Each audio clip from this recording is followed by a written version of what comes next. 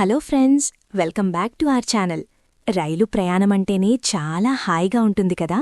కానీ ఒక్కోసారి అనుకోకుండా ఒక చిన్న తప్పు జరుగుతుంది. మనం తీసుకున్న టికెట్ జేబులోనో బ్యాగ్లోనో ఎక్కడో పెడతాం. తీరా టీటీఈ వచ్చే సమయానికి అది కనిపించదు, లేదా పొరపాటున చిరిగిపోతుంది. అప్పుడు మన పరిస్థితి ఏంటి?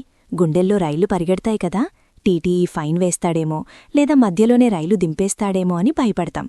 కానీ ఫ్రెండ్స్, ఇకపై ఆ భయం అవసరం లేదు. టికెట్ పోయినా సరే మీరు దర్జాగా ప్రయాణించవచ్చు.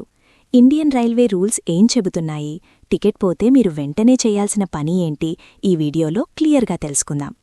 సాధారణంగా టికెట్ కనిపించకపోతే చాలామంది చేసే తప్పు ఏంటంటే టీటీఈ కంటపడకుండా బాత్రూంలో దాక్కోవడమో లేదా సీటు కింద తలొంచుకుని కూర్చోవడమో చేస్తారు. దయచేసి అలా చేయకండి. మీ టికెట్ పోయిన వెంటనే మీరు చేయాల్సిన మొదటి పని టీటీఈకి విషయం చెప్పడం. అవును, టికెట్ చెకింగ్ కోసం టీటీఈ మీ సీటు దగ్గరికి రాకముందే మీరే స్వయంగా వెళ్ళి, సార్ నా టికెట్ మిస్ అయింది అని చెప్పండి.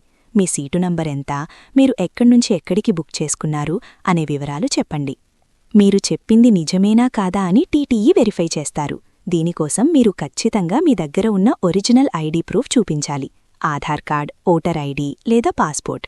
మీరు జెన్యూన్ ప్యాసింజర్ అని నిర్ధారణ అయ్యాక టీటీఈ మీకు ఒక అధికారిక నోట్ రాసి ఇస్తారు.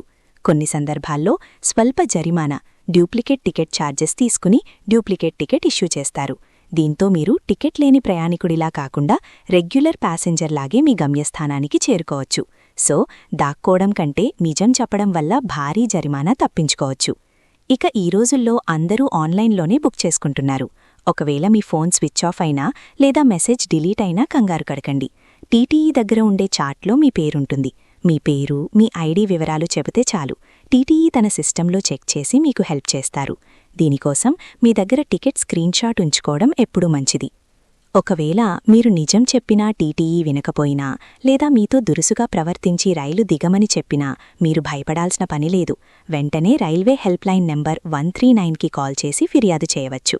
సో ఫ్రెండ్స్, చూశారుగా, టికెట్ పోతే ప్రయాణం ఆగిపోదు. నిజాయితీగా టీటీఈకి విషయం చెప్పి ఐడి ప్రూఫ్ చూపిస్తే చాలు, హ్యాపీగా ఇంటికి చేరుకోవచ్చు. ఈ విషయం చాలామందికి తెలియక భయపడుతుంటారు. అందుకే ఈ వీడియోని మీ ఫ్రెండ్స్ అండ్ ఫ్యామిలీకి షేర్ చేయండి. ఈ ఇన్ఫర్మేషన్ మీకు నచ్చితే లైక్ చేయండి.